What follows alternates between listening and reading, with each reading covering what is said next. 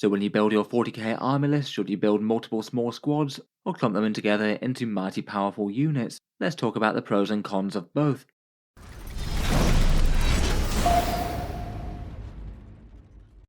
Hello and welcome back to Auspex Tactics, where today we're talking about Warhammer 40k list design strategy. And I got inspired to make a new version of this video by someone who asked me a question on the Auspex Tactics Patreon page, and whether or not they should run one particular unit as a big squad or two squads of 5. In the game there's certainly some things that are pretty much always run as minimum size squads, and some things that are pretty much always run as maximal size, plenty of things that you can go either way. So I feel like the discussion around it is kind of interesting, the trade-offs that you get from going as one versus the other. 10th edition in general certainly shook up squad size design. In 9th edition, and for quite a lot of editions previously, you've usually had a range of numbers of models in the squad that you could take, maybe say between 5 models and 10 models in a unit, and you could take mid-sized squads in between, like say taking 7 Space Marines in a squad and then paying points per model. But in one of 10th edition's more controversial changes, they decided that they were going to be doing away with that, and for the majority of units in the game they tend to either be able to be fielded as a small squad or a big squad, usually just 2 points values, though a few units have more. Say for example 5 Space Marine Intercessors currently for 80 points, or 10 Space Marine Intercessors for 160. In reality, for at least quite a lot of units in the game, they tended to be fielded in those kind of ways anyway. It often made sense to go maximally heavy or maximally light on the unit, though sometimes you did want a balance. It certainly wasn't one of 10th edition's more popular changes though. It just removes a bit of freedom and doing things like balancing out multiple different units to the same sizes, or having use for individual models in a collection that maybe aren't normally part of one big squad, and occasionally cause a few other issues like transport capacity. Whether you like it or not though, that's basically the way that things work now. As mentioned in a previous video, technically you can still field models in between that number, say if you had Orc Boys that have a unit size of 10 or 20 listed in the Muratorn field manual. The rules are that you have to pay for the higher amount if you take a mid-size unit, so if you say took 18 Orcs you'd still pay for 20, so there's usually no advantage to that. Outside of a few really specific edge cases, it doesn't really ever make sense to do that, as you're basically passing up a model that you otherwise would be able to get. Occasionally I've seen people use it to put 9-man Space Marine squads plus a character in a drop pod, as they only have a transport capacity of 10. Your squad's a bit less efficient, but you get an interesting character combo out of Deep Strike, which could be kind of fun. And kind of topically recently, you can also take a 19 strong Horde unit to get around the effects of a Pariah Nexus secondary that's coming out. Though in all honesty, I expect Games Workshop to patch that out of the game in a digital update sooner or later. For most units, most of the time though, you're usually choosing between a small squad of half the size or a big squad of double size, units tending to be highly based around the actual box sets that they come in. Even picking between these two extremes though, it can be a kind of nuanced question. It can often be just part of people's playstyle, whether or not they like the small squads or the big squads. There's a whole load of factors that might influence you to take one or the other, and those factors might be more or less important for any one unit, whether it's a big damage dealer, a unit with good support options or not, or whether or not they're supposed to be a cheap expendable unit, or something that's being brought in for its special rule. For this one I thought I'd talk through some of the advantages of going small and going big, and a bunch of examples for units that people often tend to run either as small squads or as big squads, for ones where there's genuine debate, or the unit could be used in different ways in more optimal lists. In general though, outside of supporting rules and in a vacuum, generally smaller units tend to be what I consider the default option, certainly for more ranged shooting style units, but given the amount of reasons that there are to build out to a bigger squad, there's a good chance that you'll be using lots of those as well.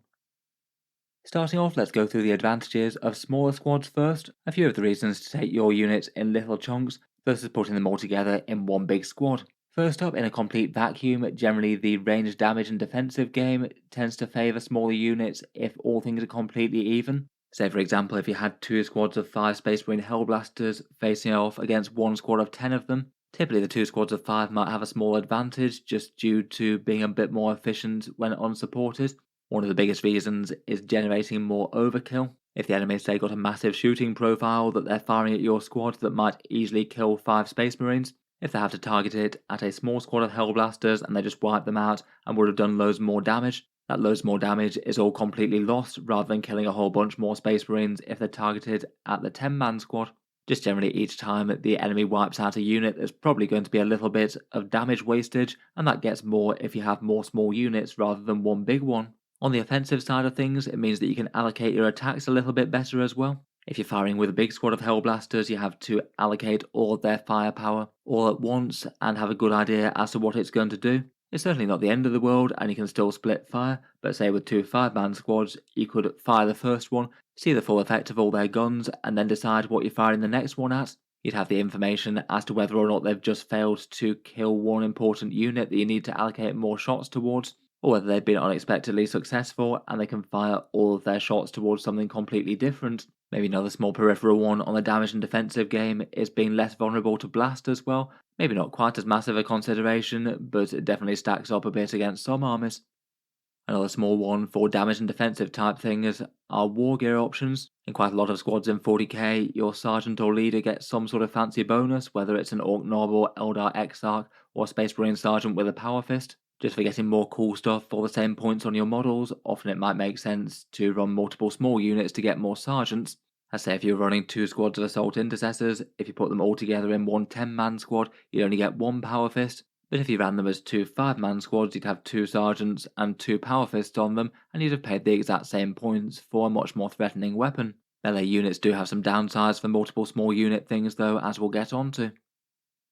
So maybe one of the other biggest advantages of keeping squad size small is board control and positioning sort of advantages. Simply put, multiple small units can be in multiple places at once, whereas one big unit can't. And that definitely does have some value all in itself in Warhammer 40k, taking up more of the board, having units in places to do secondary objectives and things like that.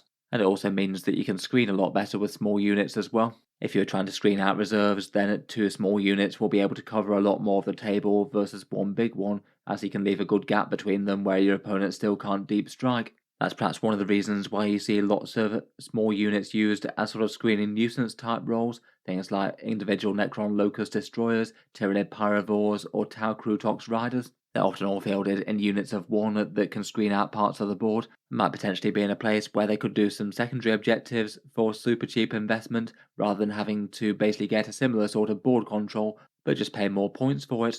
Any unit that's specifically setting out to do secondary objectives as well. Maybe things like Sisters of Battle Seraphim, Orc Storm Boys, or maybe Marine Jump Intercessors. There's no real advantage to them building up higher than their base amount, given that they can still do that secondary objective just as well. And if you take 2 squads, they could potentially do it in 2 different places of the board.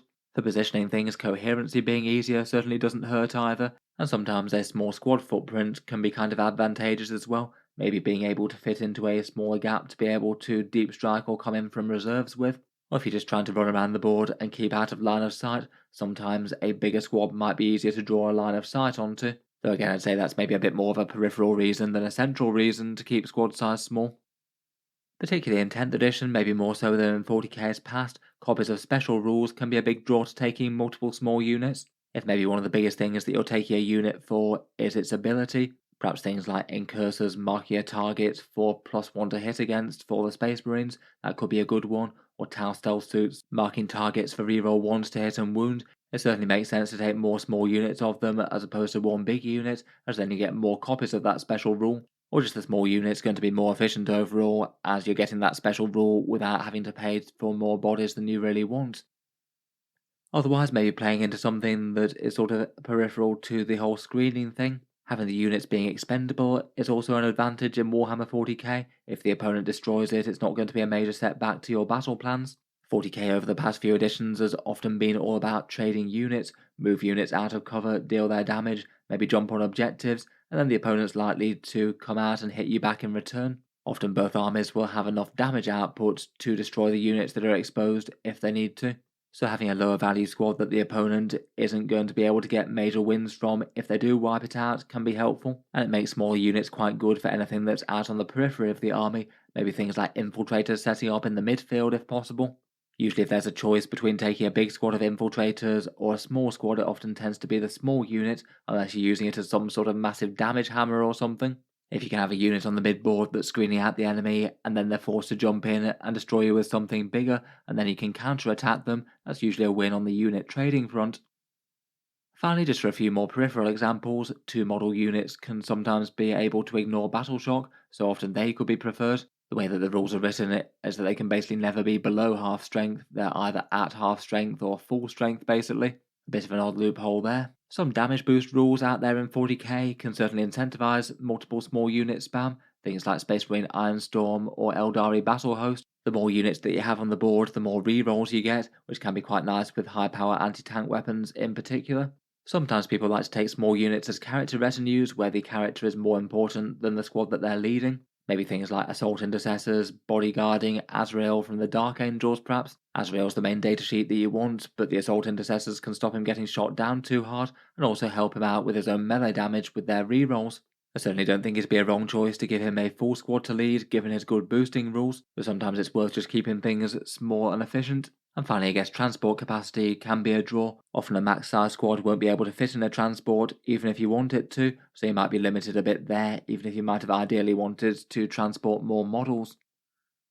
Overall, there's definitely a whole ton of reasons to run small squads. Generally, I'd say that small units are going to be the best idea for anything that's not really particularly supported, maybe outlying units on your army, things that are bringing some fun special rules to the table, or things that are doing some objective type work. Obviously, there's huge amounts of advantages for big max size units that don't tick those categories though. Maybe the biggest and most obvious one being that any single unit buffing rules will have a lot more effect there. Say for example, if you've got a fun stratagem for +1 to wound, if you can apply that to a big maximal size unit of say 6 models rather than 3, then that's going to go a lot further, and in theory you should destroy a lot more enemies that way. The same is sometimes true of character investment. If the main draw to running the unit is more the unit than the character, then it usually makes sense for the unit to be as big as possible to maximize the character's effect. And the same goes for any enhancements that they might bear, which you might also be able to put on the unit. Maybe things like a Deathcore Field Marshal in Astra Militarum giving them all the 5+ feel no pain. That's going to be better in a 20-man squad versus a 10-man squad.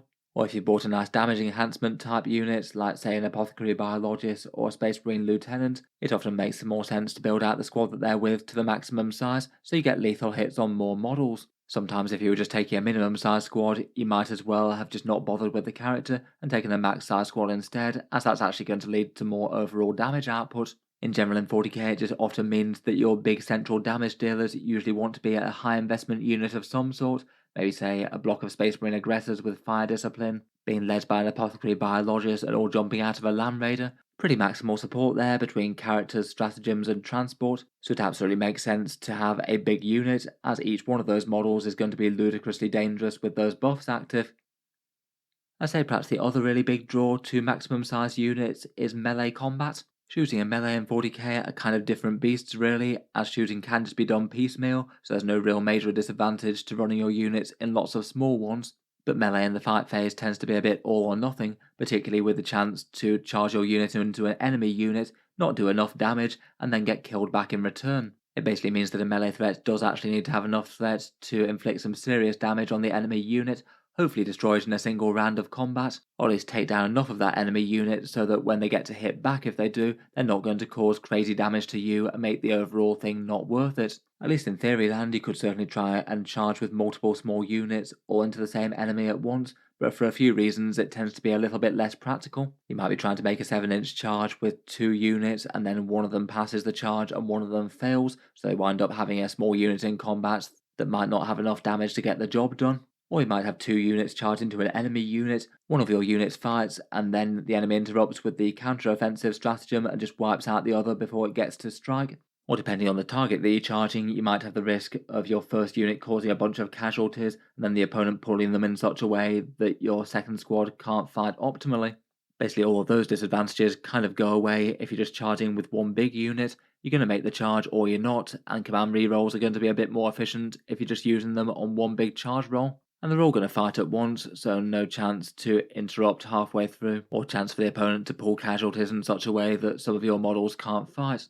It basically means that an assault unit needs to have enough critical mass just to be able to overcome the normal targets that they're going for. And that can be a really good reason to run a big unit, at least if a small unit is probably going to be a bit underpowered against the things that they're going against. Maybe good examples of that could be the Sisters of Battle Arcoflagellants, which you can run as small units, but if you do, they're not likely to achieve much. Or perhaps the Sisters Repentia from the same army, both things that can tear down some pretty enormous enemy squads, but they need enough bodies to get the job done. Or perhaps Orc Meganobs, maybe not unusable in small units, but they don't really have many attacks. Far better if you can have a whole bunch of them to be able to know that you've got enough attacks to wipe out an enemy unit. So there's fewer things that could just happily know that they can tank a round of combat from them. I wouldn't say it's literally always the case though. Some units, even at minimum size, will have more than enough melee threats to make themselves well worth it against most things in the game. Maybe Black Templar Sword Brethren led by Helbrecht, for example, have got ridiculous amounts of damage even in a 5-man squad. Or perhaps if the unit's role is more having melee as a secondary purpose, like say Space Marine Jump Intercessors, their primary role is going fast, doing objectives, and doing a bit of skirmishing, and they do have enough melee threats to make themselves really quite a big deal against enemy lighter infantry. Between their attacks, they've got enough damage to threaten things that are basically standard marine size or lighter, though it does mean that there'll be targets they can't really afford to charge in the chance of just doing a bit of damage and then getting killed in return. I say that those two are often some of the more mainline advantages. Maybe another one is just trying to spam maximal models of a certain type. If you're trying to go horde mode on an enemy and spam loads of bodies more than the opponent can deal with, then that can be one advantage. Say for example Tyranid Termagants in Unending Swarm or Orc Boys in Green Tide. I suppose both of those also have additional advantages. Certainly for the Orc Boys though, in that detachment you want as many boys on the table as possible, and if you fielded them in 10-man squads you'd be capped at 60, which wouldn't be enough really. Even if they didn't have all the peripheral advantages of having over 10 models in the squad, they'd probably still want to take them. Maybe for a few more peripheral things, it does give you a bit more flexible casualty removal. A big squad can maybe be a bit more robust on objectives, as the opponent can't just focus down the one that's on the objective and leave the one that's not quite as in good position on it. Sometimes it is just easier to have one really big robust squad so the opponent knows that they just can't shoot you off that point this turn. You may be a bit more likely to get cover with at least some of the models, which could make the defense a little bit higher, though in general with a bigger footprint it's going to be easier to draw a bead on them. Overall, just putting that together, here's a few examples of units that might tend to get run in max size or minimum size, and some where it tends to be both one or the other in competitive lists. Some are literally always either minimum size or maximum size, and sometimes there's genuine variation for people using the unit in different ways. Starting out, Primaris and Cursors, as mentioned, are pretty much always in a 5-man unit. Their main value is marking an enemy target for +1 to hit for the rest of your army. Otherwise, their stat lines aren't particularly exciting, and as a bit of a peripheral skirmishing type unit, you might well want small numbers of them so they're a bit more expendable.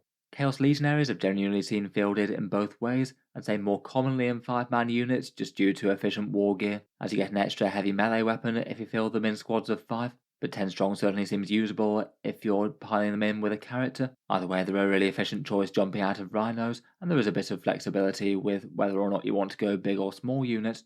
Exalted 8-bound I also think are kind of similar for that. They're a primary melee threat unit that are going to be able to deal major damage to literally whatever they're thrown into. Often that might mean that you want a max size squad of them, just to make sure they will utterly destroy anything that they touch, and that could be good with things like Lord Invocatus scouting them forwards, or using that stratagem for a big 6-inch advance and then charging with the blessings. But given how dangerous they are, even a minimum size unit can still be well worth using as a big melee threat. There's still going to be plenty of things that they kill in one round of combat, so again maybe it isn't absolutely mandatory to run a full 6 of them if you wanted to run a smaller unit.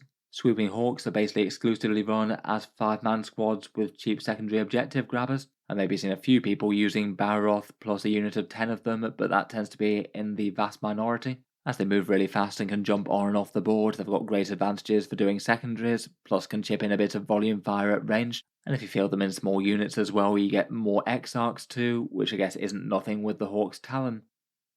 For aggressors, as mentioned earlier, they usually tend to be maxed out as a central damage combo unit. Maybe a bit of an interesting case for Space Marines in that their price is a bit of a luxury, so they're only really all that worth it if you are really going into giving them big buffs from characters and stratagems and things.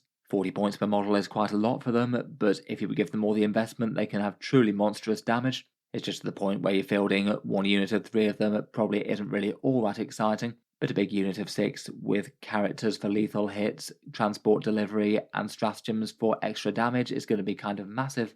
For Necron Immortals, I've seen people doing both, perhaps cheapish objective skirmishing type units, or maybe using a Chronomancer in Hypercrypt for some interesting movement shenanigans, and being more used as a small unit type role, or going for a big squad that's got some sort of interesting character buff. Maybe running with a Plasmancer in Canoptek Court for a whole bunch of spammed Tesla reroll hits and reroll wound shots, or maybe pairing with Illuminor Seraz for some AP damage and defense buffs. For Skitarii to carry in Infiltrators, they're pretty much exclusively used in 5-man minimum size squads for cheap board control from infiltrating. The stat lines maybe aren't quite so exciting that you really want to spam tons of them, but having a nice 5-man squad to hold back the enemy on one half of the board is pretty good, and no real reason to pay more than that for the infiltrate rule, which is the main thing that they're bringing. And finally, Necron Canoptic Rays, another good example of a unit that's basically always run max size. They want to make the Technomancer's 5+ Feel No Pain buff go as far as possible across multiple durable models. In Canoptech Court, they're one of the units that you're trying to get as many wraiths into the army as possible, so 3 units of 6 of them are pretty common there. A bigger unit for Necrons often has the added advantage of being able to reanimate if the opponent can't kill it all, so that slightly incentivizes away from multiple small units that the opponent might be able to wipe out in a single round of shooting. Plus, they can be a good target for certain stratagems, things like reactive movement or preventing the enemy from shooting them. In any case, despite Games Workshop simplifying this quite a lot, I still think that unit size is an interesting part of list building. There's certainly some units that you might want to have maxed out or minimum size, though quite a bunch of things that maybe have some advantages from doing one or the other, depending on how you want to use them in your army lists. I'll be interested to hear your guys' thoughts. Let me know if there's any units that you like to run in a way that's maybe considered a bit different from the norm. If you've enjoyed the video, then feel free to subscribe to Auspex Tactics, or certainly keep the regular 40k videos coming. I do tend to post new ones just about every day.